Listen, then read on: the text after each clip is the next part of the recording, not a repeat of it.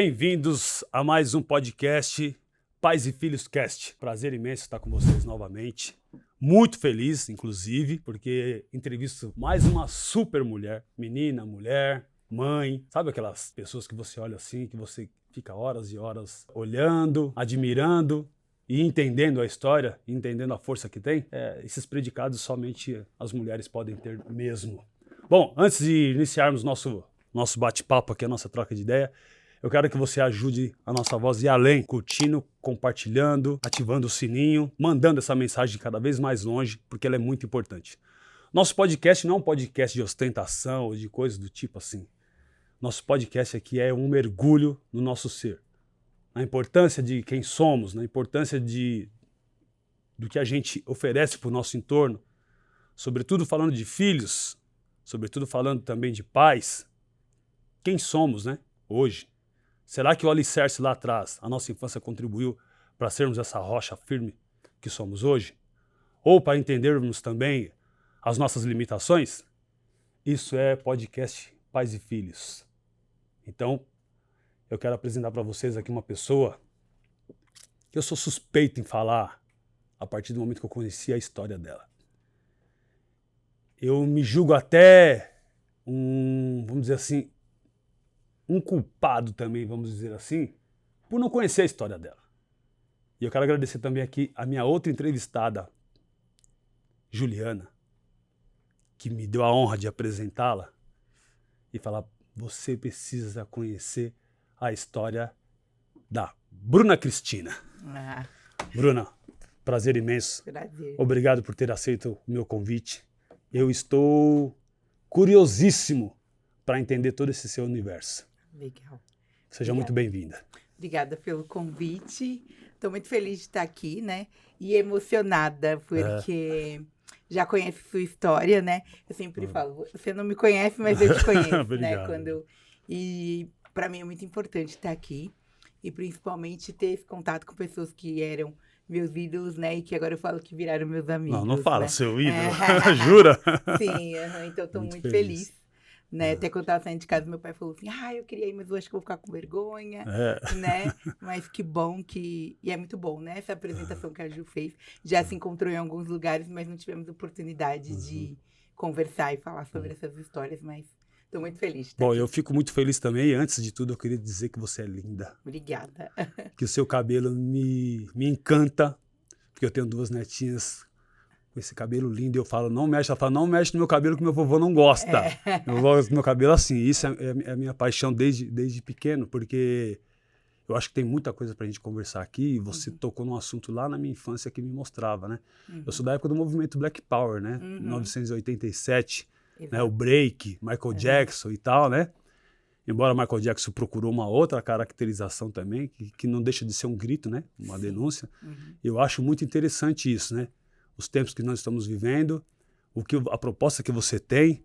Mas antes da gente dar início, eu dando esses spoilers já do que vem por aí, eu gostaria que você dissesse assim, quem é Bruna Cristina? Para depois a gente mergulhar lá na sua infância e entender esse alicerce, como foi construído. Combinado. Bom, Bruna Cristina, né? Eu tenho 37 anos, sou de 87, sou filha da Maria Lúcia, uma pessoa que sempre foi cozinheira, atualmente é diarista, filha do Irineu da Silva Filho, meu pai, muito potente, que tem histórias aí muito bacanas. Acho que o alicerce vem dele, mas a gente vai falar sobre isso. E sou filha única, né? Não tenho irmão, sou filha única e sou mãe do Heitor, que tem 5 anos. A chegada do Heitor também muda um pouquinho mais essa minha outra percepção de querer falar um pouquinho mais, né? Sempre estudei em escola pública, ganhei bolsa para cursar a faculdade, fui migrando, fui entrando, me envolvendo, né? Você fez faculdade em que época? Eu fiz com 18 anos, assim que eu saí da escola. Eu queria ter feito produção audiovisual, rádio e TV, que sempre gostei muito. Mas minha mãe não deixou, falou que não ia ser um curso legal. Já entra nessa questão dos medos, né, de entrar nesse mercado. Então, eu fui e consegui uma bolsa e fiz administração. Eu também sou bacharel em administração. Mas não terminei. Quando chegou no 6º semestre, que eu já estava ganhando um dinheiro, eu caí para produção audiovisual. Produção audiovisual. Foi para prioridade. Foi para prioridade. Aí fiz produção audiovisual e da produção migrei para pedagogia. E aí você concluiu pedagogia. Concluí tanto produção audiovisual quanto pedagogia, né? E aí fiz algumas pós dentro da área de pedagogia, me especializei em educação infantil, aí depois história afro-brasileira, faço agora educação antirracista, indígena, que é todo esse movimento nosso, né? Dá uma segurada aí, porque as informações estão, caramba. E, bom, ela falou do Heitor, né? Essa obra é de arte aqui. Heitor, vem cá dar um abraço no tio. Pais e filhos hoje tem que ter. É o primeiro bebê que aparece aqui. É o primeiro bebê que aparece aqui, pais e filhos aqui. Ele é lindo. Carinhoso demais, né? Esse é o berço, né? Tenho certeza. Aqui tem muito do vovô, da vovó, da mamãe. Ele gosta muito de você, escuta desde que... Você é fã do Dexter, então? É? E essa mamãe linda aí? Sua mamãe é linda. Seja bem-vindo, Heitor. Olha só, a primeira criança no nosso podcast aqui acompanhando com a gente, hein? É lindo isso. Parabéns. Fica à vontade, Heitor. Passa pra lá e pra cá, anda bagunça. Aqui o set é seu, meu, tá bom? O diretor vai ficar meio ali assim, mas o set é seu. Quem manda é criança. Eu sou suspeito em falar. Cris, e aí? E aí, vamos lá, na sua infância lá, Cris... quantos anos você tem, Cris? Tenho 37. 37 né? anos. Não é indelicadeza perguntar pra uma Não, mulher eu adoro falar isso. corajosa como você, né? Né? Eu acho que a idade né? A gente tem que falar sempre, né? É a vivência de mostrar essas histórias que a gente viveu, né? Então, eu tenho 37, né? Moro no metrô Jabaquara. Meu pai mora lá desde que ele nasceu, é um terreno que era da minha bisa, né? E aí vem construindo, então já é um terreno de heranças, né? Porque são a bisa, depois vem minha avó, depois vem os meus tios, meus pais. A gente vem de uma criação de quintal, né? Então todo mundo mora junto. Vila? Era tipo uma vila? Era um quintal, Era um né? quintal. E todos nós morávamos juntos ali. Aí depois, quando vai amadurecendo, ganha dinheiro, aí os filhos, né, separam esse terreno. Então, agora cada um tem ali seu pedaço. Esse mesmo terreno vocês fracionaram para cada um? Para cada um, mas até por um bom tempo, por exemplo, até uns 20 anos, ainda era quintal, assim. Olha. Aí quando minha avó falece, depois a minha tia mais nova, que também queria manter esse quintal, também falece. Então, aí muda, né? Divide muita coisa, assim. Vai mudando as coisas, né? Vai Mas vem cá, nesse quintal, na sua infância, você foi criado nesse quintal, rolava muita festa? Nossa, muita festa, e esse quintal eu tenho muitas lembranças, até escrevi agora num conto sobre esse quintal, né? Porque a gente tinha pé de várias frutas, né? Então, pé de abacate, pé de limão, de pitanga. Então, sempre crescemos ali os primos juntos nesse quintal, já aprendendo muita coisa com a minha avó, né? Mãe do meu pai, e todas essas coisas. Assim, a minha avó materna também é muito presente. Sempre morou próximo, né? Assim, na rua de baixo, por exemplo. Sim. Ou no bairro ao lado. Você é daquela época que a gente fala assim, que mora na rua de baixo ou de cima.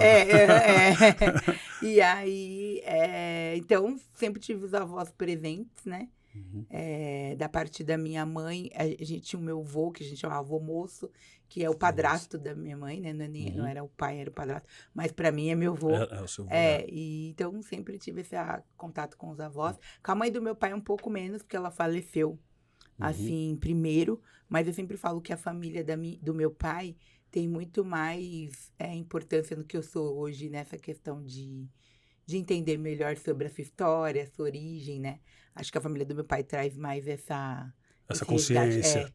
Eu falo que a da minha mãe, não que a do meu pai seja errada, mas a da minha mãe é muito certinha já, assim, ali, todo mundo certinho. E do meu pai, a gente tem muitas histórias. Da família do meu pai, muitos tios, muitas histórias, muita coisa para contar. Já eram revolucionários intelectuais ali plantando essa semente. E aí você pegou essa veia deles. Peguei acho que um pouco dessa veia da parte mais do meu pai, assim. Aí a sua lembrança, assim, de aprendizados, né, de vida. Então, mais os seus pais, os seus avós que fizeram esse duto de informação do que seus pais. Tipo, aqui vem cá, eu chamava e batia um papo com você. Eu fui criada, todo mundo, minha mãe até brinca, tudo você faz pro seu pai. Mas é que eu fui criada mais com meu pai, porque como minha mãe trabalhava em restaurante fora, meu pai sempre foi autônomo, ele vendia coisas na rua, né? Tipo batata, biscoito e tal. E aí eu ficava com meu pai, trabalhava com meu pai me criava. Ele que tinha essa função de colocar na escola e buscar, né?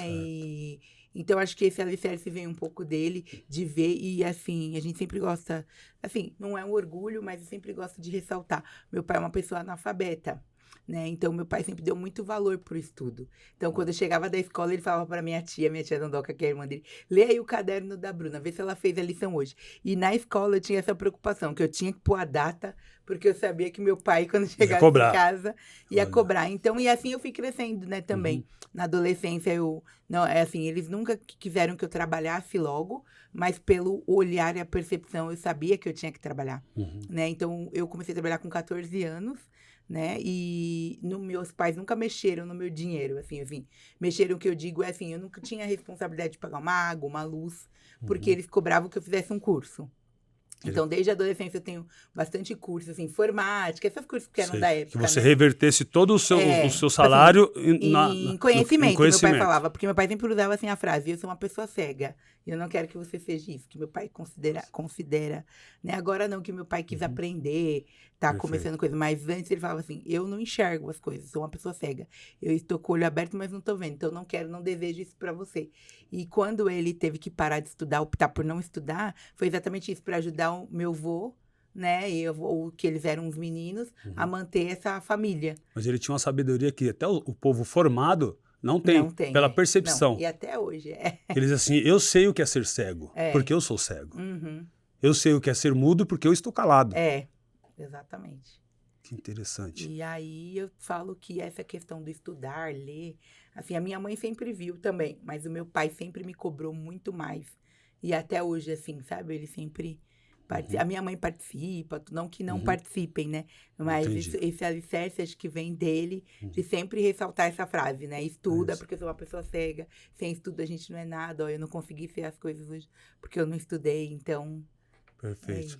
Mas teve uma participação fundamental e transformou você nessa pessoa sensacional que é. Então vamos lá, vamos por partes. Você teve seus ensinos básicos ali na região do Jabaquara, escola pública. Isso, escola pública. E aí você estudou direto até o ensino médio.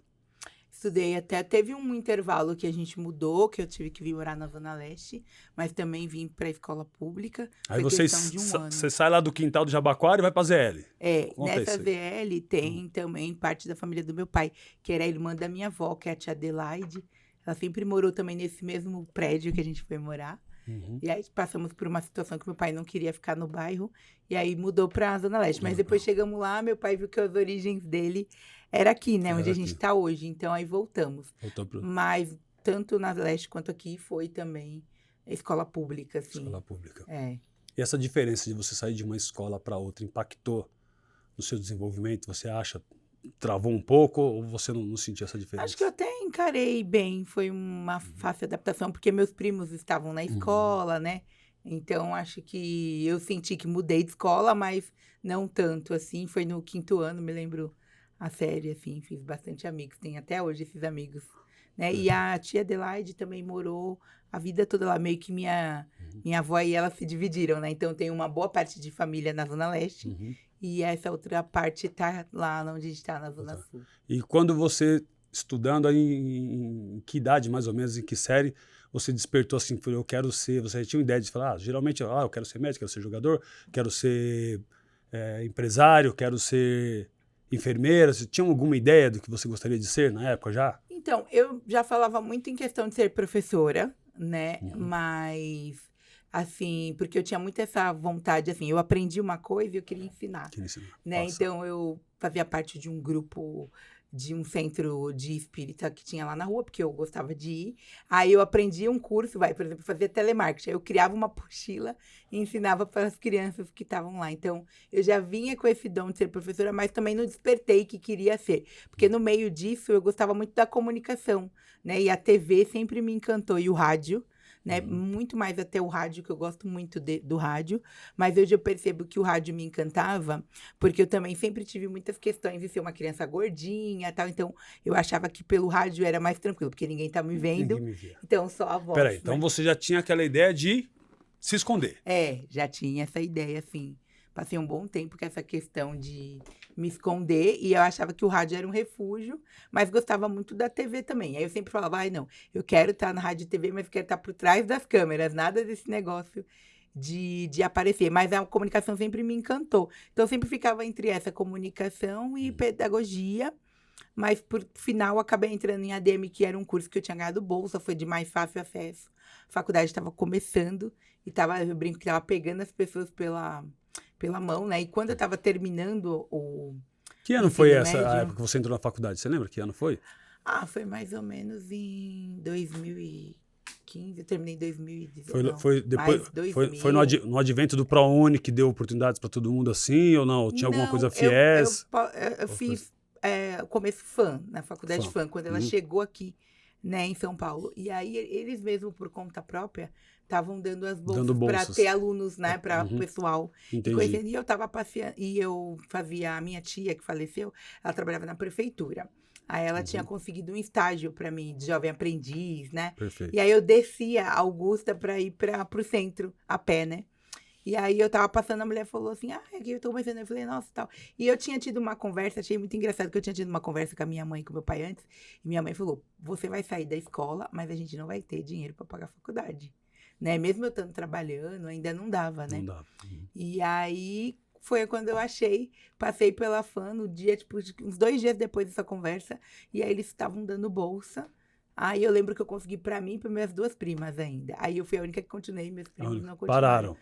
Não aguentaram a pressão. Eu brinquei, só tinha ADM. Na época tinha ADM e comunicação social também, só que comunicação tava cheio. Aí pra eu não perder a bolsa, eu falei, vou fazer ADM. E aí fui fortificando, aprendendo muita coisa.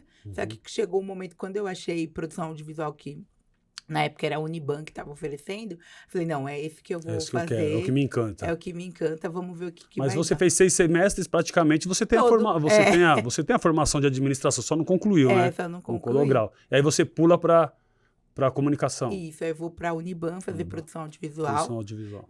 Me encanto, né? Gosto muito, mas no final eu acabo me decepcionando porque achei o mercado muito fechado. Né, muito difícil. Por exemplo, eu não fiz um estágio na área na época.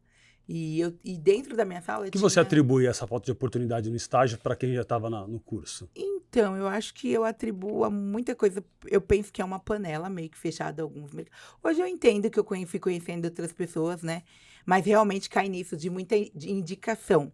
Apesar que na minha sala eu estudava com filha de, tipo, radialistas famosos, tal, e ninguém conseguiu também. Eu tenho conhecido um pouco do audiovisual, agora trabalhando nas séries, né?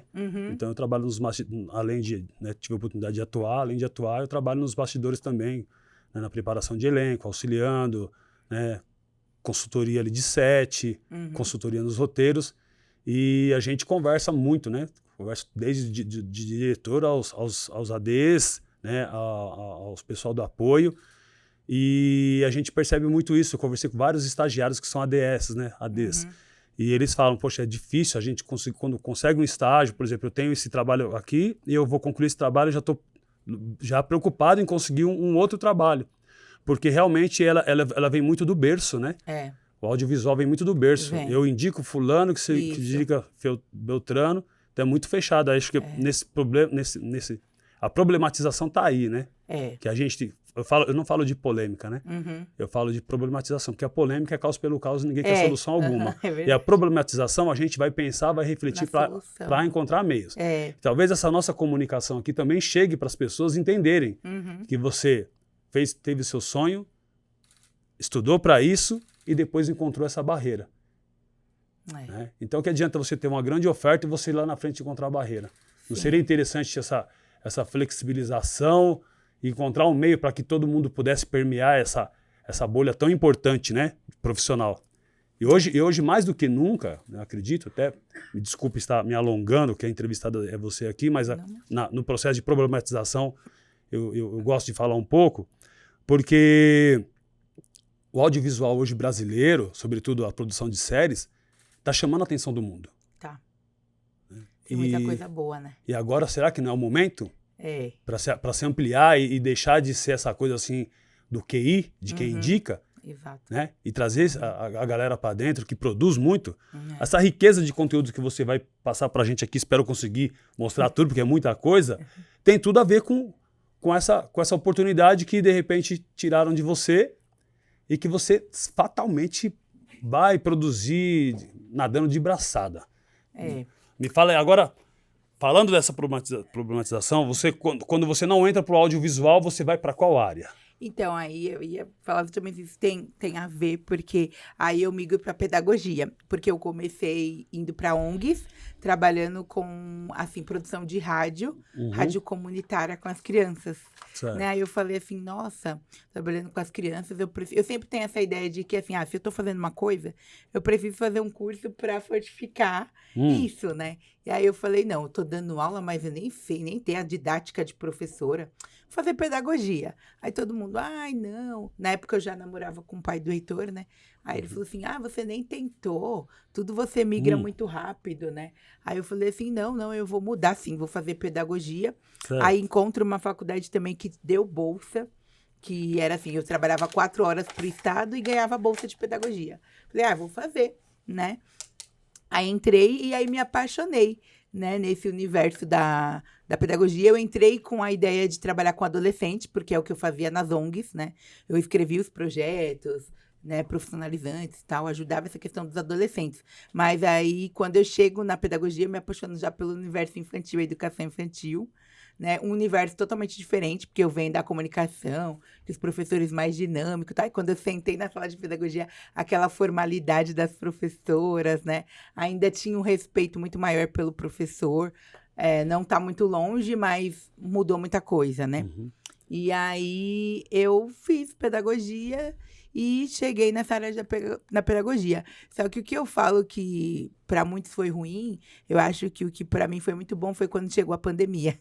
Porque o que acontece quando chega a pandemia, a gente começa a produzir vídeos, né, para fazer as aulas através dos vídeos. Então, eu juntei aquele meu sonho da produção audiovisual e aí eu comecei a produzir vídeos para todas as professoras. Então, eu lembro que na pandemia eu fazia 32 vídeos, assim. Do meu jeito, né? Perfeito. Editava nesses aplicativos e tal. Mas eu trazia esse encantamento, porque os professores tinham mais velhos, ninguém queria fazer. Aí eu falava, não, vamos fazer. Aí eu comecei a entrar numa praia que eu queria fazer mesmo, né? Eu falava assim, você veste isso hoje nós vamos contar uma história assim. Coloquei professoras para atuar. E foi dando muito certo. Então, sei que eu trabalhava, foi tendo muitas visualizações. Eu lembro que o segundo vídeo que eu fiz deu 7.000 visualizações. Aí a Dre, né, as Dres, que é as diretorias de ensino, começou a ficar de olho e falou assim, que muita gente reclamando, e aí falou, não, mas tem um SEI ali que traz a possibilidade, né? Por exemplo, estão reclamando de criar vídeo, mas aquele SEI cria um vídeo toda semana muito legal, e as crianças estão acessando de alguma forma. É possível. É possível. Então, a pandemia fez juntar, que eu brinco que existe também uma parte chamada educomunicação, né? Que é a junção da comunicação com a educação. E aí, eu acho que essa é a praia que eu cheguei agora.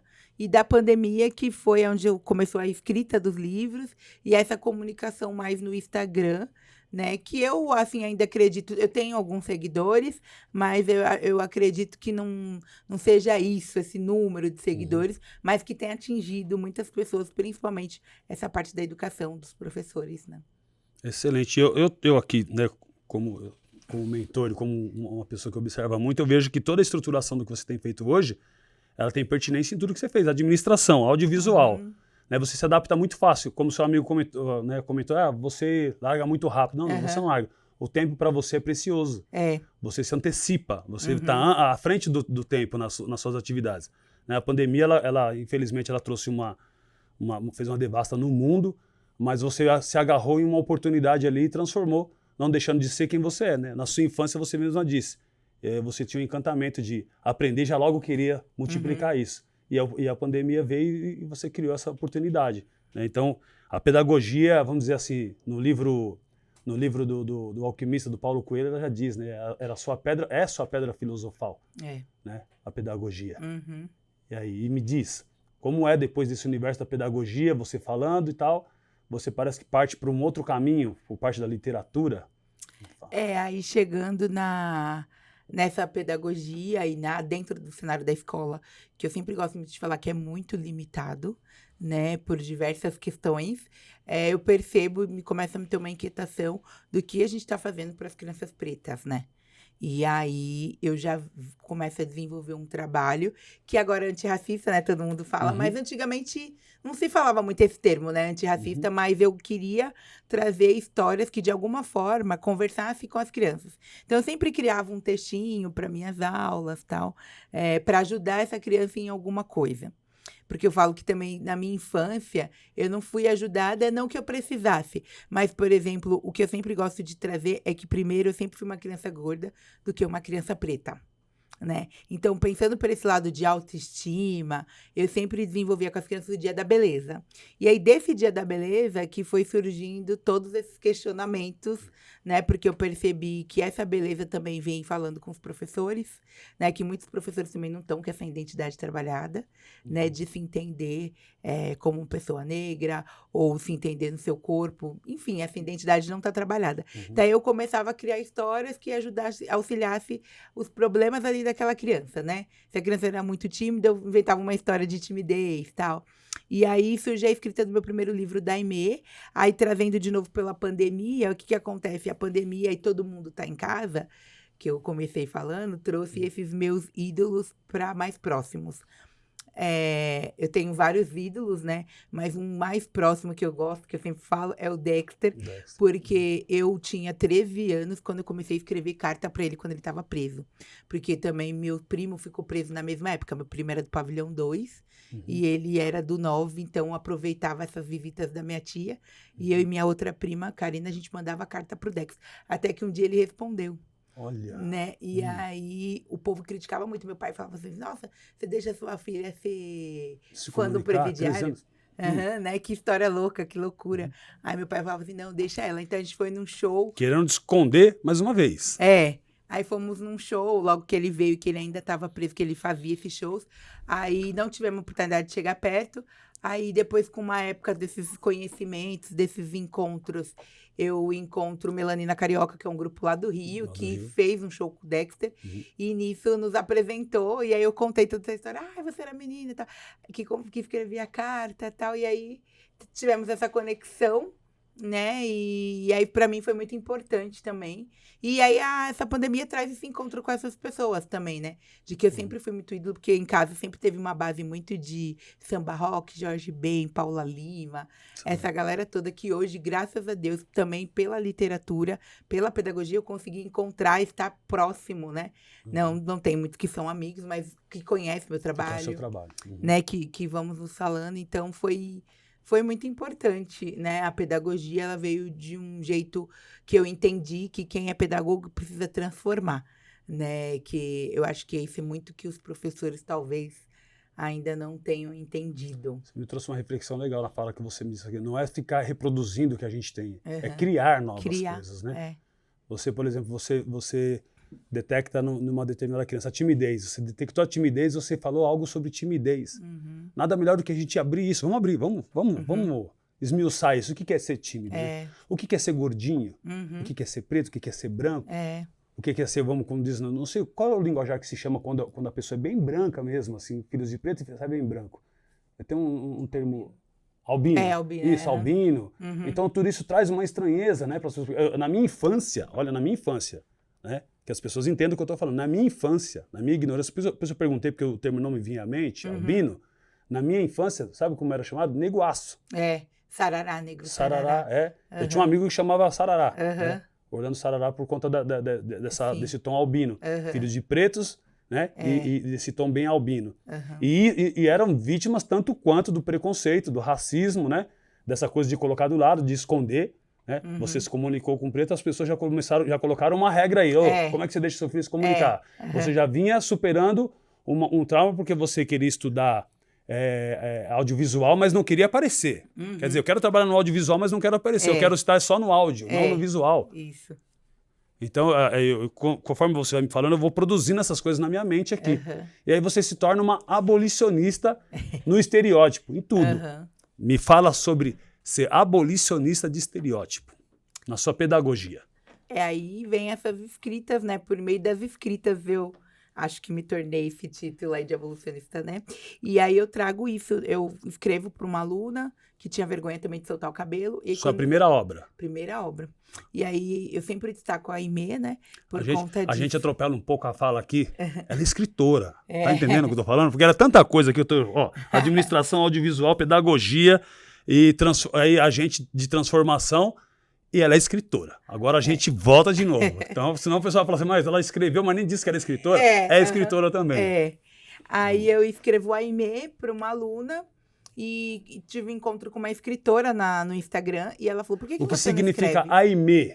Aimee é a menina amada, desejada, né? Ela vem de qual cultura de língua? Ela é francesa, de cultura francesa. Cultura francesa. Mas também tem esse nome na origem africana. Tá. Mas quando eu trouxe essa percepção, ainda não estava pensando Aimee, sobre só a isso, menina amada.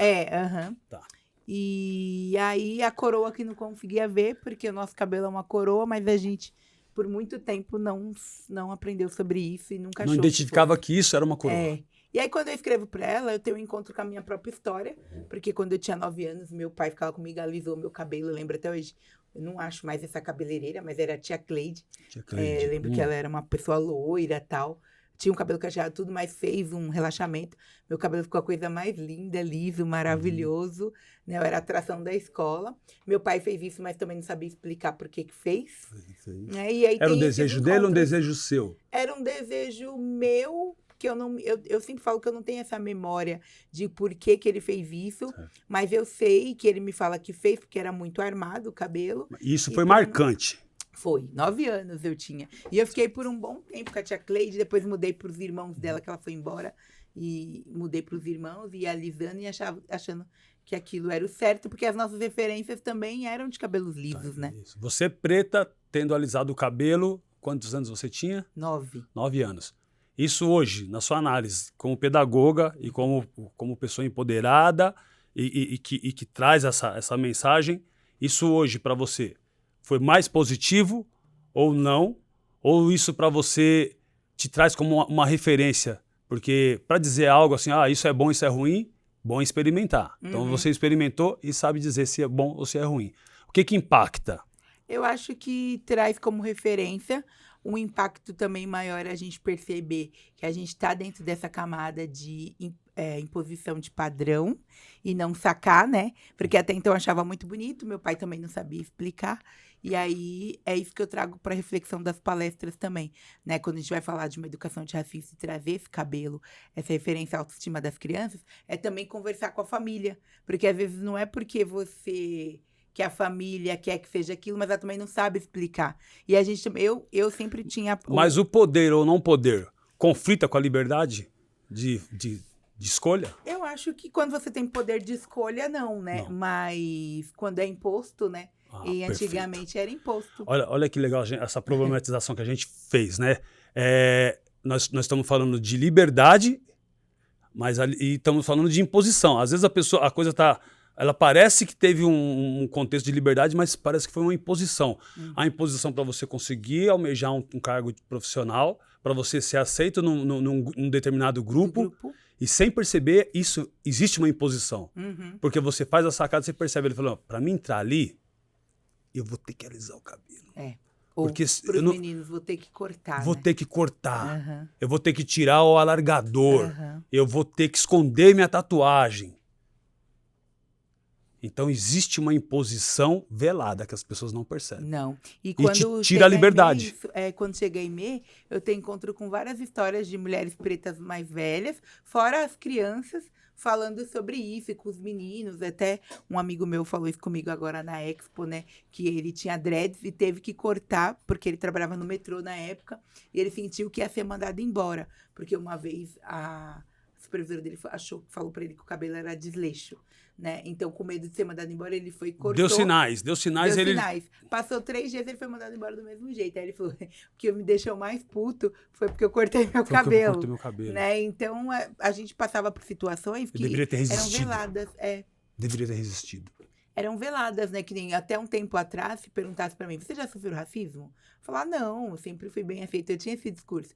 Só que hoje, com esse letramento racial que eu fui criando, eu percebo que sim, por diversas vezes e por várias camadas diferentes, só que a gente não consegue perceber, porque eu falo que é um plano muito bem estruturado, muito bem feito e que, assim, vai demorar pra acabar, né? Vai depender do nosso acorde, do nosso querer, do que a gente está procurando, do que a gente está consumindo. Vai depender de multiplicar agentes como você, né?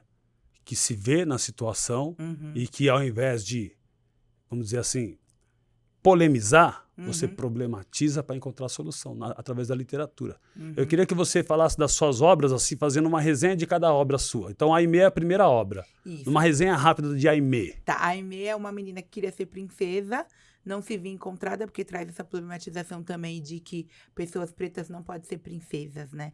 Ela não pode estar naquele papel.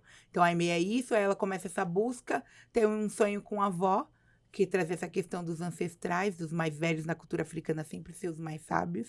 E aí ela aprende sobre essa cultura e, ao olhar no espelho, descobre essa coroa, né? E a coroa vai falar dessa identidade, do cabelo, da importância. Bem lúdico, porque fiz pensando na questão que eu trabalho com FEI, né? As crianças de 0 a 6 anos, então são menores para que entendam de uma Tem forma um Aimee para a gente mostrar aqui? Olha que legal. Pessoal, esse aqui é o Aimee. Tá vendo? Essa obra que ela está fazendo a resenha aqui pra gente. Ela é sensacional. Aí quem ilustrou a Aimee também foi uma menina preta do Rio, uma ilustradora novinha. Ela estava começando a faculdade quando ela ilustrou, hoje ela já é formada. E aí eu tenho essa preocupação também de trazer esse olhar de pessoas negras, né? Que sempre vai ser diferenciado para esse outro olhar. E aí a avó da Aimee é a Alcatune. Então a Alcatune é a minha segunda escrita, né? E a Alcatune vai contar quem foi a Alcatune para as crianças. E a Alcatune foi a avó de Zumbi dos Palmares, uma princesa mesmo, que foi sequestrada do Congo aqui para o Brasil. Chega aqui, ela é vendida como uma escrava reprodutora, né? Tem que ter diversos filhos, e um desses filhos é Sabina, que é a mãe de Zumbi. Aí eu conto para as crianças um pouquinho, mas também ludicamente. Não trago essa questão dela ter sido uma escrava reprodutora, que eu acho que as crianças vão aprender isso depois no livro do 5º ano, quando abrir vai estar lá. Perfeito. Mas para as crianças saberem que existem, enfim, princesas negras, né? E quem foram e qual foi o seu papel. Então vocês aqui. têm uma responsabilidade muito séria nessa introdução da informação muito mais adiantada, né? Vocês respeitam esse período, né? Assim, tudo pensando nesse tempo então, da infância, que é esse daqui. Sim. Que aí tem tanto de colorir... Tá. E tem aí uma princesa moderna. Então se pronuncia Aquatune. Aquatune. A princesa de Palmares. Olha, princesa de Palmares. Ó, ficou alguma coisa aqui mais. Esse também faz aqui é parte, de colorir. Né? Ah, esse é o de colorir. Né? Que as crianças leem história depois. A gente sempre, eu falo com o professor, sempre pensando na atividade pedagógica depois, né? Não perde a essência, né? Aí depois, que é o que eu não trouxe, Tá. porque eu não estava com ele, eu faço parceria nesses encontros da internet. Eu conheço uma pessoa do ateliê Quero Quero, que é um ateliê que produz móveis pedagógicos, né? E aí, o que acontece? O ateliê ele foi contratado pela prefeitura para produzir bonecas pretas, né? E ele manda essas bonecas para a escola.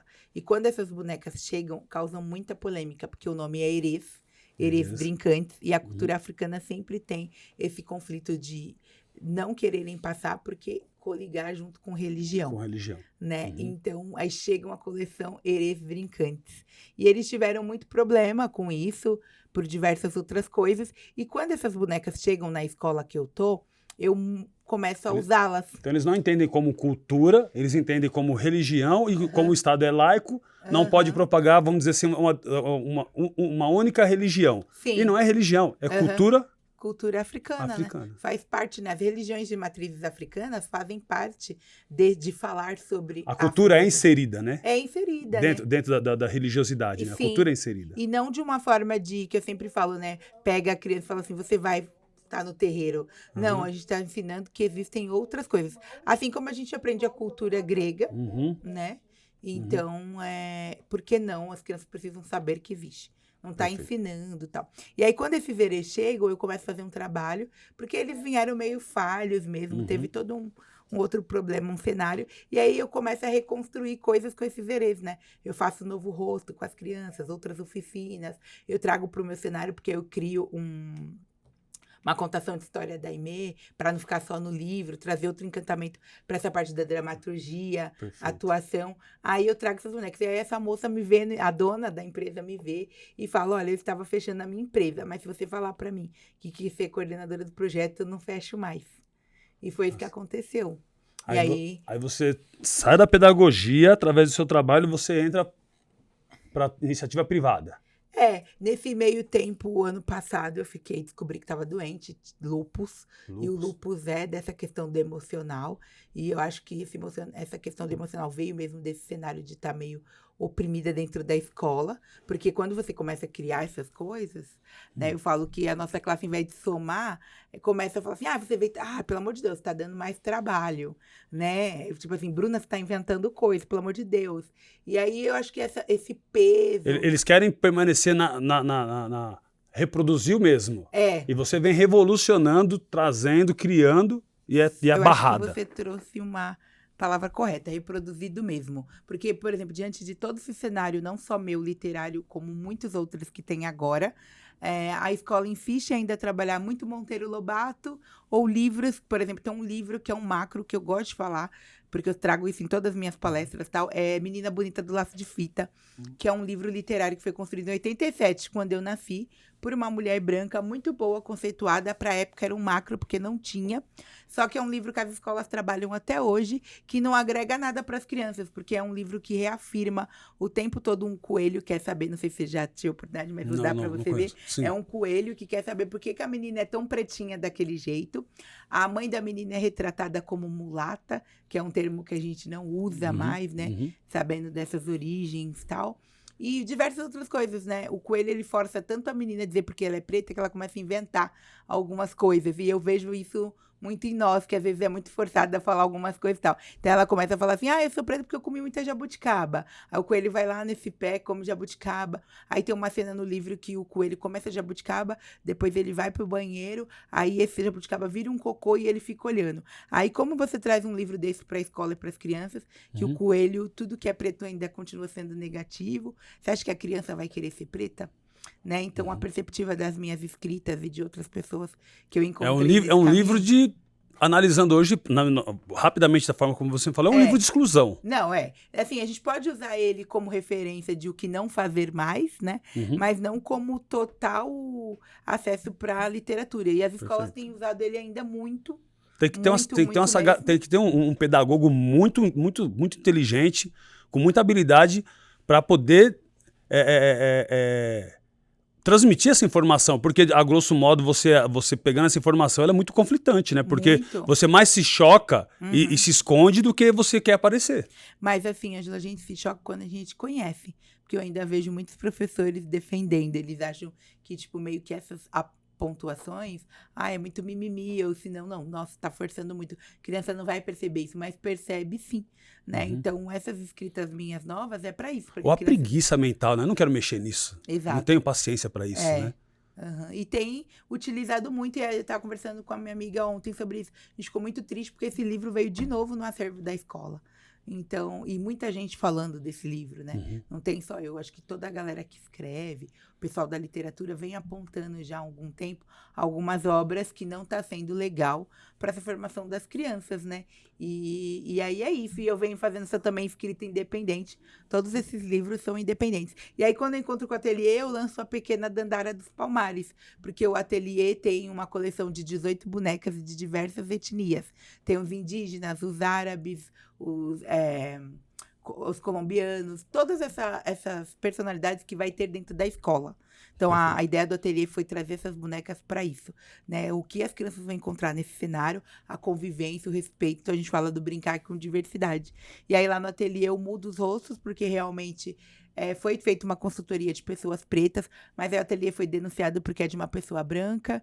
Aí tem todo esse conjunto. Então, quando eu chego, eu mudo. Mais uma barreira. Mais uma barreira, né? Aí eu mudo alguns rostos, realmente trago mais próximo das nossas características, né? Da nossa boca, do nosso olhar e tal. E aí tenho trabalhado com isso e lanço a Pequena Dandara dos Palmares, que aí tem a boneca. Então, é mais uma vertente de ter a literatura com a boneca, né? Desse brincar com diversidade e também contextualizar para a criança aquela história. Então, Dandara também é uma menina que se chama Dandara e que vai descobrir por que se chama Dandara, a força desse nome. E aí casou certo com meus projetos, porque eu já estou na família do zumbi, né? Aí depois eu fui convidada para fazer essa coletânea, que é a primeira coletânea infantil, e tem vários escritores. Aí tem da Bahia, Salvador, Minas. E aí a gente traz as nossas memórias. Pretinhos e pretinhas. E aí é nesse que tem a história do meu quintal, que eu falei no começo, né? E aí coincidiu de muitas histórias de avós e avós. Aqui você fala do seu quintal, lá na sua infância. Que é o nome do meu conto aí, é o Abacateiro, né? Que é o pé de abacate de onde eu tenho mais memórias. E uma homenagem que eu fiz pra galera já, assim, meus primos que faleceram e tal. E que era dessa época do quintal, né? Então, me descreve o seu quintal. O seu quintal, ele era, então, um quintal onde tinham as casinhas de todos os seus familiares, e nele tinha um abacateiro. Nesse quintal tinha a casa da minha tia, da minha avó, que era do meio, a central. E aí a minha tia Eliane, que faleceu, eu morava com ela porque era caçula. Tinha a nossa casa no fundo, que começou sendo uma casa de madeira. Meu pai construiu um barracão de madeira e a gente morava nele. E na frente tinha a casa do seu Ari, que era um pedreiro na época que ele fez essas casas e ajudou. Então minha avó deu um pedaço para ele desse quintal. Desse quintal. Aí ele... Que não era da família, só Ari era o pedreiro. Não era, ele só era o pedreiro que construiu e ganhou. E a gente morava nesse barracão de madeira, que foi meu pai que construiu, tal, junto com meu avô. Aí o seu Ari vai embora e essa casa de tijolo fica vaga. Aí meu pai, eu lembro que compra dele, e a gente muda para casa da frente, e o nosso barraco fica para tia Dondoca, que é uma tia que morava na Zona Leste, mas mudou o casamento, enfim, veio morar no quintal. Aí esse quintal é construído ali, da Tiliane, da minha avó, né, e da gente ali. E aí ele vira a obra. Filha. Aí eu escrevo um pouco dessa memória que eu nunca tinha falado, e quando essa coleção, ela foi lançada pensando também de não trazer também a militância ou personalidades, mas trazer histórias afetivas. Uma vez uma criança falou, né, e até a filha de uma amiga falou que ela já sabe que é bonita, já sabe que é preta, que o cabelo é maravilhoso, mas ela só quer ouvir uma história. Porque às vezes também as histórias firmam muito isso, né? Do cabelo, da cor da pele e tal. Mas às vezes as crianças só querem abrir e folhear. Então essa coletânea traz muito isso. Elas vão conhecer sobre histórias de avós, de quintal, né? De outras realidades e tal. E o último agora que eu lancei foi de poemas. Que eu lancei agora, nesse final de semana. Que é meus primeiros poemas pretinhos, porque eu também sentia falta de ter poemas para as crianças. E aí sim, nesse tem vários poemas de aceitação, de ajuda, da família ser diferente, né? Que agora tem novos formatos de família também, e a gente precisa respeitar sobre isso. Perfeito. E aí é um livro de poemas, mas que também eu quis deixar no final linhas, para que as crianças comecem a escrever. Esses novos formatos de famílias você fala sobre? Algo mais que mais marcou nesses novos formatos? Eu percebo... famílias que mais marcam na escola, famílias interraciais, que é filhos de mãe preta, o pai e vice-versa. Eu percebo que as crianças têm sofrido muito com a questão de identidade quando é isso. Porque, assim, eu quero falar muito dos pretos, mas minha mãe é branca. Eu vou dar um adendo nisso aí. Minha esposa é branca, eu sou pretão, e tenho minha filha que, vamos dizer, fica nesse meio de caminho. Fica. E quando eu andava com a minha esposa, isso até... Quando as pessoas encontram hoje, eu, minha esposa e minha filha, as pessoas perguntam. Atualmente perguntam para minha esposa, mas é sua filha com ele? Porque ela puxou um pouco mais para a mãe do que para mim. E quando era pequena, ela falou assim, mas é sua filha com ele? E já teve até episódio assim, ele é o pai da criança? Olha, imagino. Estar na fila com ela no colo, algumas vezes já chegaram a achar até que eu era a segurança da minha esposa. Em razão dela estar com a minha filha, acompanhando, eu não estar de mão dada com ela, ela está um pouco mais à frente. E é sobre isso que você fala também. É sobre isso que eu falo. Inclusive, também tem uma amiga, a Josi, que escreveu um livro sobre isso, que é O Amor Não Tem Cor, que é exatamente isso. Ela e o marido são negros e o filho nasce loiro. Né, que é o que a gente entrou do negro sarará, né? Tá? E aí, quando faz a árvore geológica, percebe de onde vem essa cor. Né? Então é isso, trazer essas escritas que falem dessa forma com as crianças, né? Então esses interraciais, eu percebo sobre ter a maior dificuldade de... Eu brinco com as crianças, fico assim, que lado que eu tô? Né? Porque fala assim, muito assim, quando a gente vai falar alguma coisa que a gente fala, o povo branco, o branco, né? Até quando eu falo formações, aí eu falo para as professoras, calma, a gente não tá ofendendo a pessoa branca e também não é uma guerra entre pessoas brancas e pessoas pretas. Mas a gente precisa entender esse lugar, né? Qual é o meu lugar enquanto pessoa preta e qual é o meu lugar enquanto pessoa branca. E essa pessoa branca entender os privilégios. Então, essa minha literatura, quando entra na escola também, não é só para conversar com as crianças pretas. É mais com as crianças pretas, eu falo porque é direcionado para elas, mas é para que as crianças brancas também vejam as possibilidades e comecem a respeitar esses seus amigos. Porque quando eu conto a Aimee, às vezes, a primeira vez, as crianças já falam, tia, mas não existe não existe princesa negra. Quando eu faço a pergunta, vocês conhecem alguma professora negra, ou princesa negra? Aí as crianças ficam, aí pensa e lembra da Tiana, né, que a Disney só criou essa, aí trazem a Moana, trazem algumas agora, que não é direcionada literalmente uma pessoa negra, e fica naquele meio termo, né? Então, por isso que eu também quis trazer para essas escritas princesas, porque é o sonho de toda criança ser uma princesa, um príncipe, os meninos também, né? Tanto que tem o meu amigo Júnior Dantas que faz o príncipe Super Nagô, o príncipe preto, porque aí ele também trouxe essa ideia de que quando ele estava na escola, ele queria fazer o papel do... Hoje ele é ator, ele queria fazer o papel do pequeno príncipe, e aí não deixaram. Então, por isso que ele achou importante trazer essa história também para as crianças. E é isso que eu percebo, é das nossas proibições, né, e as coisas que foram deixadas de lado, que eu trago as escritas hoje, e vejo que esse é o meu caminho. Eu não estou atuando na escola, mas quando eu entro numa escola, eu fico doida, assim, é o meu lugar. Eu sempre falo que o meu sonho é ter uma escola, para mostrar como deveria ser uma escola de verdade, né? E não que as outras não sejam, mas eu percebo que um dos maiores empecilhos também é o professor. Eu sempre falo que a nossa educação é péssima, realmente, tem muitas falhas, o professor não ganha bem, mas o professor também, está deixando muito a desejar nessa questão. E por diversas coisas, eu acho que também porque já cansou, ou porque, não sei, não está mais afim, não acredita mais, que eu também não o critico por isso, mas eu acho que quem está atuando precisa querer e tentar mudar, né? Porque também, se você não quer, eu sempre falo com os incomodados que se mude. Quando eu estou no emprego que eu não gosto, eu saio. Então, você sai para dar oportunidade para as pessoas que estão afim, porque tem muita galera se formando e entra nessa questão que a gente também trouxe do produção audiovisual. A área pedagógica também é muito assim, você só entra numa CEI se for indicado, se conhecer alguém. Quem sai da faculdade fresco, novo, não consegue trabalhar como professor porque não tem experiência. E às vezes desiste e todo aquele conteúdo que aprendeu foi perdido. E aí cursos estão fechando, por exemplo, a Zumbi tinha um curso de pedagogia, onde eu me formei também tinha, e passa a fechar o presencial e viver só do online. E daqui a pouco, sei lá, muitas pessoas vão querer ser professor ou não. Né? Então eu sempre falo, quando eu vejo uma criança falar que quer ser professor... Você consegue imaginar um mundo sem professor? Não consigo imaginar. Mas você vê essa possibilidade de não existir mais professores? Eu vejo essa possibilidade. Eu não consigo imaginar e vejo essa possibilidade pelos caminhos que essa educação anda tomando, sabe? E aonde nós vamos nos salvar se acontecer de não termos mais professores? Fico me perguntando isso todo dia, mas eu sempre afirmo que a educação é a transformação. Então, acho que... Eu sou prova disso. E você, meu pai, muitas outras pessoas que eu conheço, e eu também, né? De um certo modo, sou a mudança dessa educação.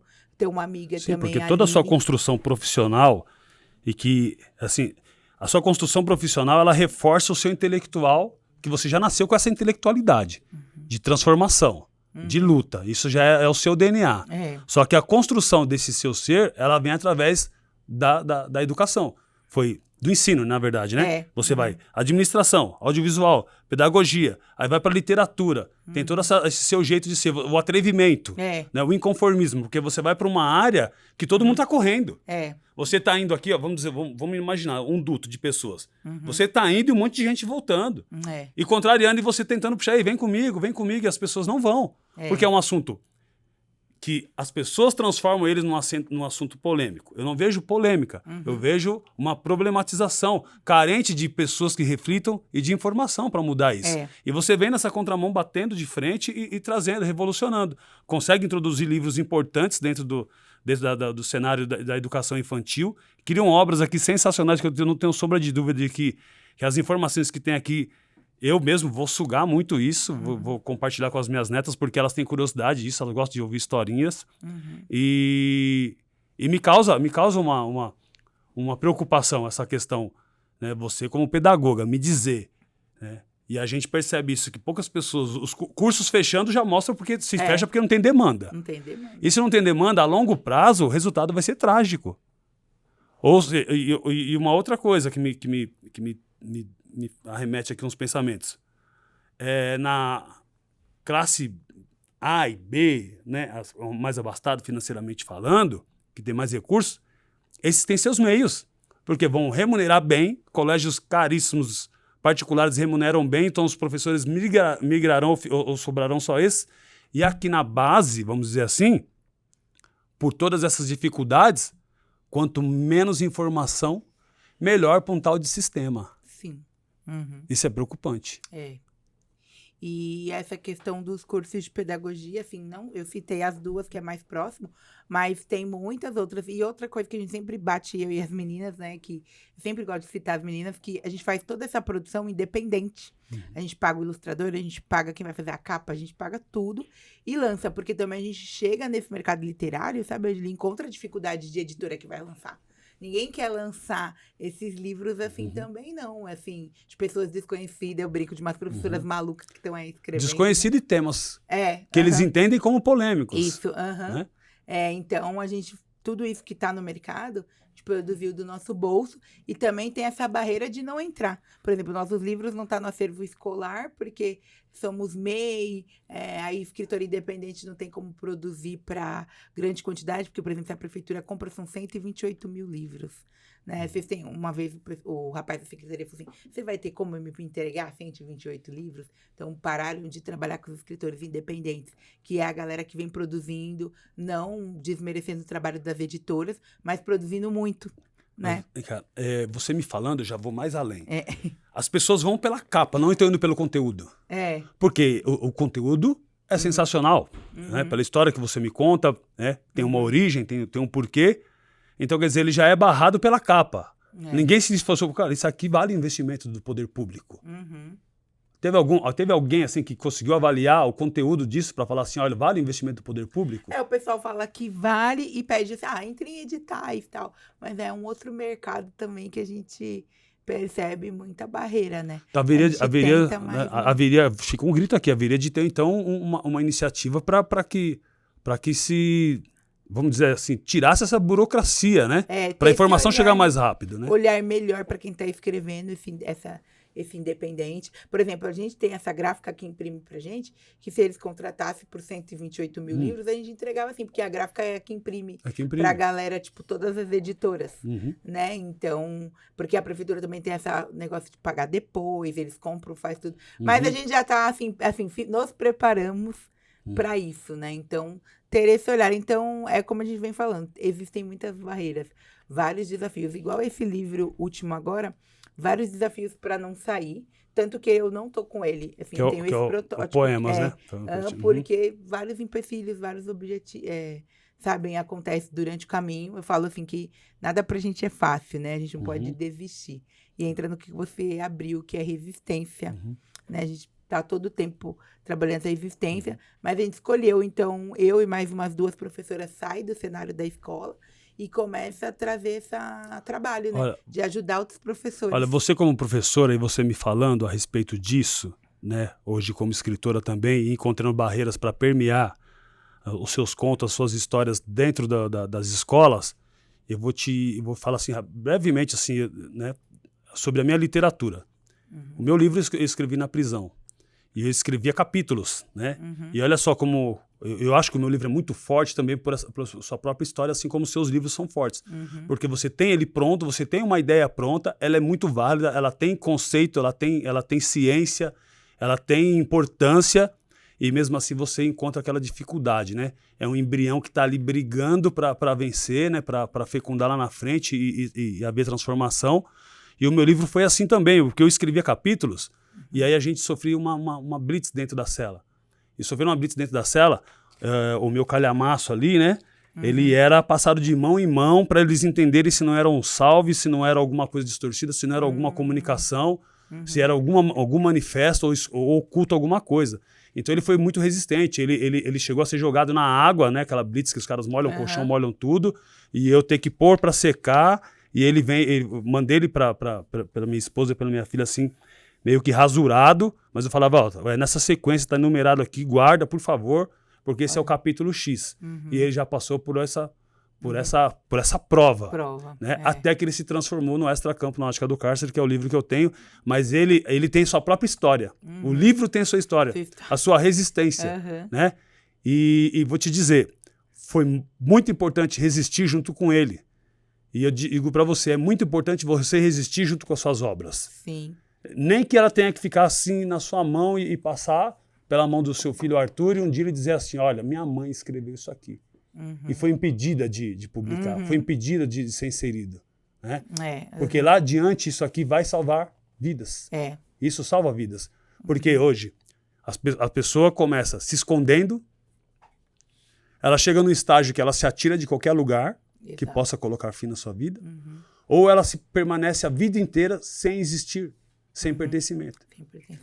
Então é importantíssimo que você faz a comunicação com você, sobretudo lá no processo de formação do caráter da criança, da pessoa. Então você não pega no meio do caminho, você pega lá na base. A sua transformação é muitíssimo importante. Porque eu fui despertar o meu conhecimento, a sabedoria e da importância que tinha a minha própria história, mesmo sendo da forma como foi escrita, que eu era capaz de fazer a minha própria transformação, que eu era capaz de resistir a tudo. Ninguém botava fé que eu seria quem eu sou. Ninguém botava fé que eu pudesse um dia estar na mesa conversando com você aqui, você dizer que um dia, né, em algum momento eu era o seu ídolo. Né, dentro do contexto de literatura e resistência, porque nós nos identificamos no olhar e na história. Então é importante que as pessoas encontrem na literatura a identificação da história. Eu falei, eu sou capaz e eu posso, e a minha história já é escrita aqui também. Eu me vejo aqui me vejo nesse, vejo a história da minha mãe aqui, vejo a história da minha avó, vejo a história dos meus traços, do meu cabelo. Isso é muito normal. E é importante o seu trabalho. É louvável, extremamente louvável. Eu estou encantado com tudo isso que você me apresentou. E isso você não pode ser anônima. Eu não estou falando de seguidores. Sim. Eu estou falando de pessoas que vamos dizer assim, sugar o seu trabalho e vão se transformar através do seu trabalho. Aí eu sempre falo isso, né? Assim, o pessoal fala assim, Bruno, você tá em todos os lugares. Aí eu falo, gente, eu tenho que estar, porque é a forma de eu divulgar o meu trabalho, das pessoas conhecerem o que eu tô produzindo, o que eu tô fazendo, né? A educação, a literatura não tem espaço, que nem eu vejo, várias premiações. Mas cadê o escritor? Né? Cadê quem está escrevendo? Então, toda vez que eu tenho oportunidade, por exemplo, eu fui nesse premiação Potências Pretas, várias premiações, mas cadê o escritor ali, o escritor independente, né? Quem está fazendo aquela coisa? Porque, às vezes, assim, o que eu percebo muito, que para a gente aparecer, a gente tem que estar em algum lugar. Então, por exemplo, quem entra num reality e sai, lança um livro em 1 segundo. Você tem que criar seu hype. Tem que criar o hype para poder ir se aparecendo. Para ser reconhecido, Para ser reconhecido. Né? E, por exemplo, não desmerecendo quem criou, já estava escrevendo mesmo há muito tempo, mas precisou de um reality ou de uma coisa maior para poder ser visto, né? E às vezes a gente fica escondido exatamente por isso, porque eu falo que a gente está o reality da educação, a gente está movimentando. E aí eu vejo muita gente ganhando premiação que não está movimentando nada, mas que escreveu ali um artigo, alguma coisa, porque conhece. E sabe por que as pessoas não entendem o que a gente está falando? Muitas das pessoas, não em todas, não entendem isso que a gente está falando? Porque quem está lá na frente está prestando atenção só no palco. E quem está lá atrás, igual a gente que sempre senta lá atrás, a gente presta atenção em tudo. Tudo. Porque até chegar o nosso ouvido, nossa escuta chegar no palco e a nossa visão chegar ao palco, a gente já viu muita coisa. A gente já ouviu muita coisa. Então é nessa hora que a gente fala assim, por que tantos artistas, tantos profissionais, tantas histórias boas não chegam até lá? Não chegam. Porque a visão de quem está lá criando a oportunidade, ela vai só até o meio ou o primeiro quarto. Isso. E o restante para ele não importa. Tipo, vai, aguarda a sua vez, aguarda lá. E não, é interessante, né? Circula, caminha, entra lá, vai lá no meio, vai entender o que está acontecendo. E você, né, como eu falo, nessa rica oportunidade da Juliana ter nos apresentado, me traz você lá do fundo aqui, né? Ou eu estou lá no fundo lá e caminho nem circulo, porque eu gosto de sentar sempre na última fileira, porque eu sou observador. Eu sempre fui aquele cara que gosta de colocar as costas na parede e observar as coisas. E é a visão mais privilegiada que tem. Né? Além de você estar seguro, você realmente entende para depois tecer um comentário. E eu sempre falo isso, porque eu falo assim, gente, sou da galera do fundão, mas é por observação. Eu sempre fui, assim, todo mundo pensa, você era né, CDF, que falavam, né, porque sentava na frente. Eu falei, não, eu sempre fui da galera do fundo. Ou eu gosto da bagunça mesmo, mas eu tenho essa observação, né? De ficar observando o que está acontecendo, de sempre tentar entender. Aquela hiperatividade, eu tô fazendo aqui, mas tô de olho ali, né? E é isso, né? Eu venho fazendo essas escritas, tentando se transformar, com várias dificuldades e barreiras, mas, como você falou, não deixo. Não quero publicar? Pode deixar que eu publico. Eu publico, dou um né? jeito. Eu dou um jeito. E aí o Instagram vem ganhando força por isso, porque eu também faço indicação literária, não só das minhas obras, como das obras das minhas companheiras que escrevem também, amigas, amigos. Qual que é o seu Instagram? É Bruna_Cristina. Isso, com 2 S. Com 2 S. Cristina, Ó, pessoal, Bruna_Cristina com 2 S. Vocês têm que conhecer o trabalho que ela faz. Vai lá e basta. Você chegando lá, você já vai conhecer o trabalho, que é sensacional. É tudo isso que a gente conversou aqui e muito mais. É tudo isso e muito mais. Né? Essa é uma informação que pode ajudar muita gente. Né? Pais e filhos é isso. A gente mergulha na história. Você vê que ela fala aqui do quintal. Né? A família foi criada no quintal. Ela fala do abacateiro. Essa memória, ela transforma em literatura. Transforma em uma literatura que resgata, que modifica, que transforma a vida das pessoas. E ela começa lá na base. Ela começa na base falando com todas as crianças. Não é exclusividade do preto.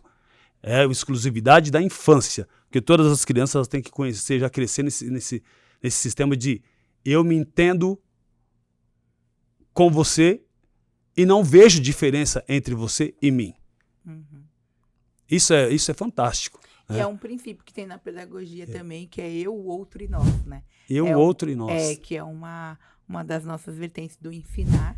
Né? Então é isso, a criança respeitar. Eu sempre não gosto dessa frase, todos somos iguais. Não, somos todos diferentes. Né? E o que vale é o respeito. Eu trago isso nas contações, nos bate-papos, né? Que eu tenho produzido muita coisa aí para as crianças. Eu respondo muito para as pessoas assim, pô, Ângelo, sensacional, você me respondeu e tal. Eu falo, não, somos todos iguais, não tem diferença. Né? Mas, na verdade, nós somos diferentes e só que nós nos respeitamos. Mas nesse contexto que você responde, né? É porque a pessoa sempre está na idolatria de que, né, o ídolo e a pessoa está muito longe um do outro, né? E aí, quando a gente conhece pessoas que têm histórias como a gente, como você, e que responde, às vezes causa essa indignação. Nossa, você respondeu. Porque geralmente as pessoas ouvem não, né? É um vazio, né?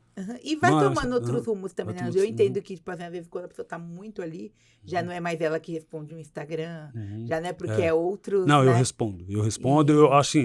Eu acho legal, não vou dizer assim, eu acho legal quando sou reconhecido, porque reconhece meu trabalho. Porque eu não ostento, eu não levo uma outra ideia, eu levo a realidade, eu trago a realidade.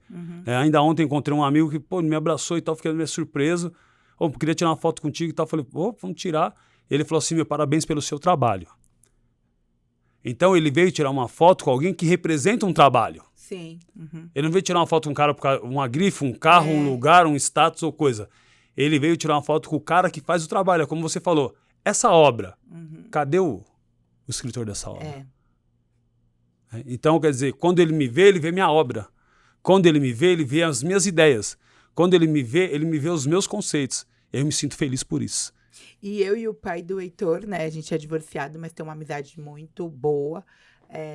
A gente faz muita coisa junto, assim, né, porque também tá no mesmo cenário. Ele é um cara da moda, também é um homem preto na moda, que já é também uma coisa totalmente diferente, né? Diferente aos olhos da sociedade, né?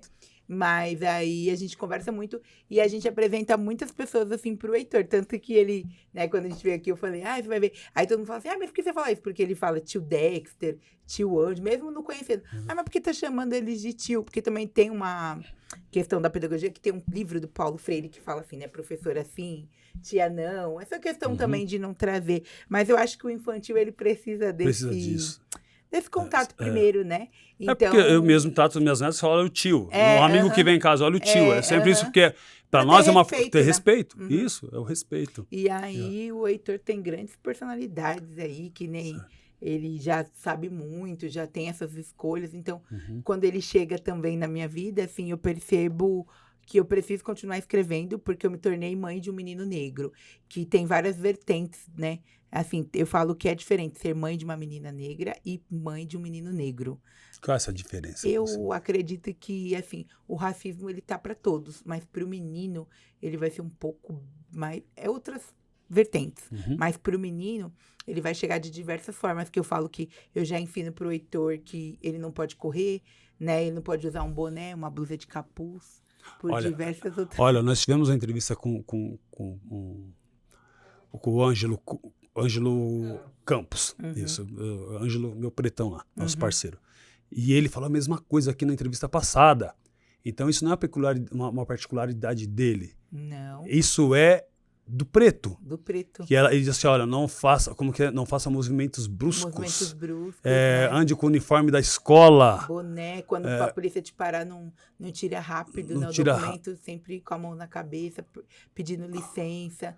É você tirar do seu filho, a gente fala isso, eu te amar, que é uma pensadora também fala sobre isso, que é você tirar da criança, quando a criança é preta também, por isso que a gente afirma muito. Porque a lei também, sabe, Ângela, é a partir do Fundamental 1. Né, que tira as crianças, né? Começa a partir dos 6 anos. Sim. E aí a escola e o pessoal acha assim, eles só são bebês, eles não vão entender sobre isso. Mas o racismo dentro da escola acontece de várias formas. Do professor com a criança, daquele bebê preto que fica por último no ser trocado, porque, ele aguenta mais. E tem diversas outras vertentes. Da mulher preta também, quando tá grávida, você fica ali esperando, porque você é considerada mais forte e resistente. Então, esses pontos que eu trago nessas formações, nesses encontros para falar sobre isso, mas trazendo para esse cenário da educação e de mãe de menino preto e mãe de menina preta, principalmente dos meninos, é que os meninos, eles sempre vão ser considerados marginais e ladrão, mesmo eles não sendo só pelo tom de cor por ser homem. Eu já senti que a minha presença já assustou muita gente. Só porque eu cheguei pretão, vamos dizer, com um físico um pouco trabalhado, de assustar as pessoas, e quando eu abri a boca, as pessoas, tipo um alívio, sabe? Porque o cara fala com educação, a sua fala é terna, né? De uma maneira mais terna, mas vamos dizer assim, que abraça, né? Vamos dizer assim, o discurso dele é de paz, não é? Então, eu entendo bem o que você está falando, e você falando também me trouxe uma imagem que eu vi na internet uma vez, uma criança branquinha abandonada numa praça. Rapidamente, a empatia, as pessoas já vieram, já abordaram e ajudaram. Uma menininha pretinha ali... Ela de rua. O povo acha é normal. É normal. Tá no habitat natural, rua. É mais forte, é mais resistente. A nossa imagem sempre é marginalizada, né? Excluída. Para a mulher, entre outras questões, mas para homem, já é essa questão, pronto, e acabou. Então, a menina vai sofrer um tipo de violência e o menino vai sofrer uma violência física iminente, é muito mais rápido. Sim.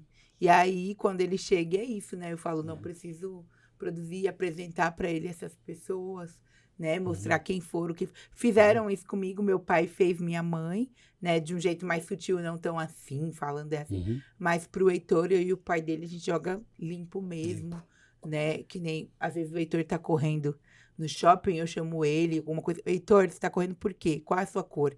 Aí ele responde, se a gente perguntar, eu sou preto, né, mãe? Assim, nossa, é muito duro isso. Não é duro, porque é a realidade. Porque se a gente não ensina agora, mais na frente, quando ele estiver correndo, o guarda do shopping vai parar ele, porque ele é preto. Independente da sua ascensão, ele vai ser tratado como uma pessoa preta. Eu tive uma sensação assim, eu fui com 2 jogadores meus, mais novos de base, né, final de ano, comprar uns kits e tal, e na loja da Nike, e chuteiras. A gente foi vigiado a uma certa distância por um guarda preto. Aí passei no caixa, paguei tudo, esperei. Ele já vendo que a gente estava no caixa, ele foi lá pro final na saída da loja. Quando ele foi sair da loja, eu falei assim, anota meu número. Aí ele falou assim, por quê? Eu falei, pra gente se falar. Ou você teve uma suspeita por mim, Ou você tem algum outro interesse, eu te dou meu telefone. Ele ficou todo sem graça, me liga. Você me acompanhou até aqui, você tem que me ligar. Ele ficou todo sem graça. Tá vendo? Né? E eu deixei isso no ar, tipo assim, eu não sei qual que é a sua. Quer meu telefone? Mas eu deixava uma educação, não filmei, não expus nem nada, mas ficou um assunto entre eu e ele ali, olho no olho. Que é uma forma de educar também, né? Meio impactante, mas de educar. Sim, que o pessoal pensa, ai, nossa, é muito forte ficar falando isso pro menino, às vezes, o tempo todo e tal. Mas eu e o pai dele, a gente procura, tipo, manter essa realidade. Assim, não tão imposta, mas a gente já percebe que ele já tem esse olhar. Por exemplo, ele vai ver um desenho, Power Rangers, vai. Ele fala, mamãe, eu quero que coloque o que tem o preto. Então, assim, ele mesmo já tá criando. Uma vez eu até brinquei, né? Eu falei assim, gente, não é eu que tô ensinando. Mas uma vez ele viu um rapaz preto com uma menina branca. Ele falou, mamãe, então é uma coisa errada, né? A namorada dele é branca. Eu falei, não, então não tá errado. A gente pode ter apaixonado. Mas ele já tem essa consciência também desses relacionamentos. E você também vai lapidando, porque o pensamento dele vai uma hora criar um conflito. E você tem que falar, não há, não tem, isso, entende? Eu não tô criando, tipo, uma criança militante, mas uma criança consciente, né? Eu falo dessas realidades, dessas diferenças. Preparado, que não fizeram com a gente. A gente não teve esse preparo, porque senão seria, acho que, diferente hoje. Então, por isso que eu escolhi trabalhar com as crianças, porque o futuro vai ser diferente, né? Por isso é importante pai e a mãe, embora você esteja separado do pai do seu filho, seu ex-esposo, mas vocês educam junto, vocês participam junto, vocês cuidam junto, têm a mesma preocupação juntos. Né? E não há conflito de interesse entre vocês dois na formação da pessoa dele. Né? Isso é muito importante. Pais e filhos é isso, estar presente. Eu sempre falo, né? Eu fui criado sem saber quem é meu pai. Minha primeira entrevista aqui, eu estou desabafando com um cara que não existe. E muitas pessoas falam, pô, mas você não deu chance nem dele falar. Eu falei assim, cara, se você em 15 minutos já ficou agoniado que eu não deixei ele falar, imagine eu que eu não o conheço há 51 anos, nem sei quem é. E não vou ter, muito provavelmente não vou ter a oportunidade de falar com ele. Né? Não sei onde foi parar. Então, olha a importância. Eu tive milhões de pais na rua. Porque é a rua que me educou. Sim. Então, quando a gente tem esse acompanhamento, nós teremos cidadãos produzindo mais e melhor e transformando uma sociedade muito mais igual e muito mais resistente. Né? E o pai do Heitor também, ele foi criado sem pai, né? O pai dele faleceu quando ele tinha 8 anos. Então, ele também ele sempre falou para mim dessa importância de ajudar a mãe, independente se tá com ela ou não, por ela saber como é uma mãe também criar esse filho, assim, solo. Né? E com diversas dificuldades, ele também vem dessa base que eles foram abandonados quando o pai falece, porque eles eram pretos, né? Porque o pai dele é branco. E a família nunca gostou deles porque eles eram pretos. Então, quando o pai falece, é a oportunidade de abandonar eles mesmos. Tipo, não tem mais o alicerce que unir essa pessoa preta com essa pessoa branca. Não tinha mais esse vínculo.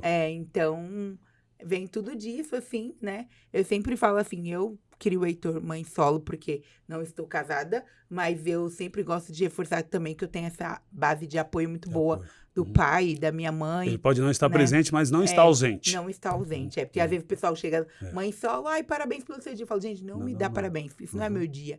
Porque o pai do Heitor me ajuda muito. E eu gosto sempre de trazer, porque sempre tem, né, assim, as mães solos passam por muita dificuldade, tem muita amiga. Mãe solo que cria sua filha, o pai não dá nada, né? Não vê nada. Então, eu também gosto de dizer que também existem outros pais. E é quando eu trago nesse poema da família ser diferente, né? Que tudo bem ter 2 mães, tudo bem ter 2 pais. Ele tem uma namorada que o Heitor adora e que a gente convive junto. Então, quando vai na festa, vai todo mundo junto.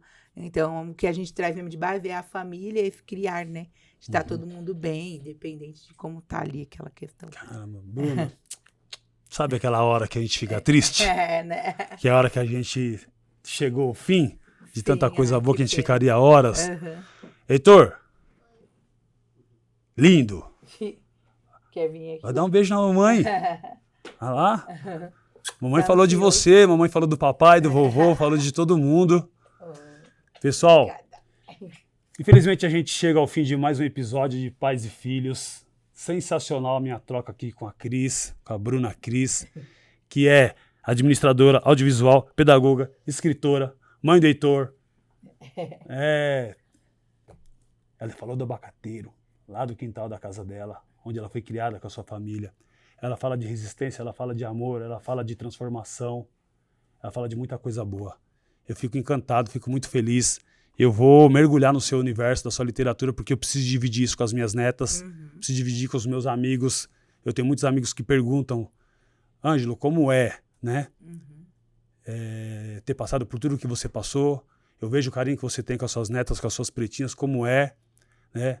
A minha filha já passou por situações que ela não soube como reagir, chorou, e depois eu disse para ela que tenha paciência nesse momento, e você perdeu uma grande chance de ensinar as pessoas o que é ser preto, né? O que é ser essa coisa que eles acham diferentes, né? A criança lá que fez isso, ela não sabia o que estava fazendo. Ela só reproduziu aquilo que tem escutado dentro de casa. Então, todas as vezes que a gente passar por situações como essa, é uma grande oportunidade de ensinar. E nós estamos falando aqui com a pedagoga Cris. Cris, deixa uma mensagem aí pro seu público que vai te conhecer cada vez mais, o seu trabalho sensacional, essa beleza que é esse lindo aí, né? Eu quero agradecer mais uma vez essa oportunidade, mais uma vez reforçar que é muito importante estar conversando com você, por conhecer sua história, por sua história também parecer com a nossa, né, com a do meu pai, com várias questões que eu passei.